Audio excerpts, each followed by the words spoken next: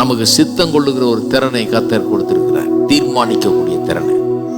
நான் தீர்மானிக்கணும் ஒவ்வொரு சூழ்நிலையில் எது நல்லது எது கெட்டதுன்றது அடிப்படையில் நான் என்ன செய்ய போகிறேன்றத தீர்மானிக்க வேண்டும். தீர்மானித்து அதன்படி நான் செய்ய வேணும். அப்ப மாரல் சர்டன்டி நிச்சயம்ங்கிறது அது என்ன விதமான நிச்சயம், அது என்ன விதமான உறுதி, அது என்னுடைய அந்த மாரல் நேச்சர் இருக்கு பாருங்க, அதிலிருந்து நான் எடுக்கிற தீர்மானங்கள்ல உருவாகிற உறுதி.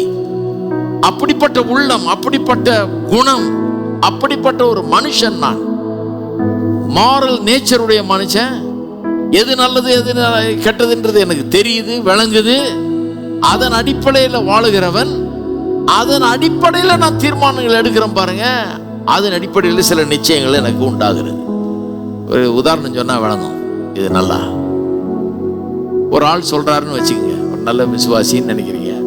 சொல்றாரு இப்படி, என் மனைவியும் நானும் 20 வருஷமாச்சு திருமணமாகி, நாங்கள் நல்லா இருக்கிறோம், நாங்கள் சாகிற வரைக்கும் இணை பிரியாமல் நாங்கள் இருப்போம் அப்படின்றாரு. எப்படி அவ்வளோ நிச்சயமாக சொல்றாரு? சாகிற வரைக்கும் இணை பிரியாமல் இருப்போன்றதை நிச்சயமாக சொல்ல முடியுமா? பிரியப்ப மாட்டோம். மரணம் நம்ம பிரிக்கும் வரைன்னு ஆரம்பிச்சாச்சு, மரணம் நம்ம பிரிக்கும் வரை அப்படி தான் இருக்க போகிறோம் அப்படிங்கிறார். எங்கிருந்து வருது அந்த நிச்சயம்? இந்த நிச்சயத்தை தான் மாரல் சர்டன்டின்னு சொல்கிறோம். எங்கே இருந்தது? பொண்ணுடைய அப்பா எழுதி கொடுத்தாரா?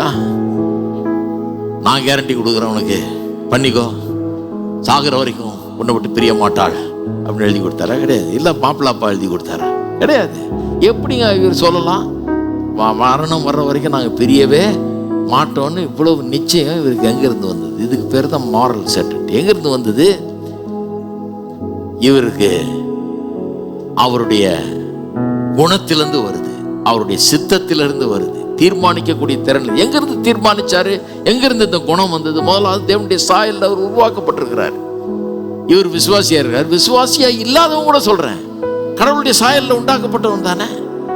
அப்ப உள்ளேயே எது நல்லது எது கெட்டதுன்னு தெரியுது. ரட்சிக்கப்படாதவர்கள் கூட, உலகத்தில் இருக்கிறவர்கள் கூட திருமணம் செஞ்சுக்கிட்டு நல்லா தான் வாழ்றாங்க. நிறைய பேர் கடைசி வரைக்கும் வச்சு காப்பாத்துறாங்க, எல்லாம் பண்றாங்க. எப்படி? அவளுக்கு உள்ளே தெரியுது, அதுதான் நியாயம், அதுதான் நேர்மை, அதுதான் நல்லது, அப்படிதான் நான் நடந்து கொள்ள வேண்டும். ஏன்னா கடவுளுடைய சாயல்ல உண்டாக்கப்பட்ட மாரல் நேச்சர் அவங்களுக்கு இருக்குது.